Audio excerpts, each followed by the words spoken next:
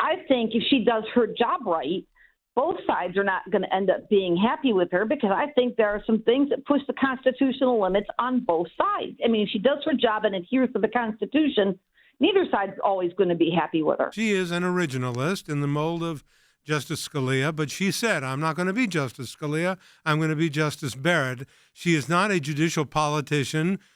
She is not one of these game players. She's going to look at the text of the statute or the Constitution, depending upon what she's construing, and she's going to read it as an originalist reads the Constitution. I saw a tweet yesterday from one of my friends who's a musician. He was tweeting out into the universe, telling people, he said, ACB is a shining example of millions of powerful conservative women who are changing the world one small victorious or virtuous battle at a time. And I think that is a interesting statement, like you said, from a mother. And you're not talking about someone who at this point, their kids are all grown up and they're out of the house and their kids are in college or their grandparents.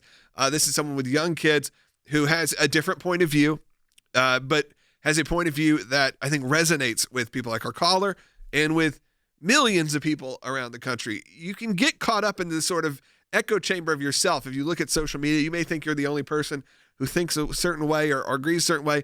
I think with Justice Barrett, you at least have someone out there presumably representing at least someone you can relate to. And I think that people can relate to and see someone who is clearly very qualified. I love Brenda's call, Logan, because this is exactly how I feel. If she's as good as I think she will be, then there are absolutely going to be opinions that disappoint me and that I disagree with, because judicial restraint requires that. So quite frankly, if she ruled every time in a way that I thought was correct, then I don't think she would be doing her role justice. And the other point I would tell you, Logan, is that this connectivity with the real world, I actually think it's very important for the Supreme Court. I mean, she's going to be the first member that's not from an Ivy League school. She's going to be the first member on that court that's from the heartland, from that so-called flyover country. So if we want the American people across the country to have buy-in for our way of government, I do think that connectivity and that relatability, I think that's very important.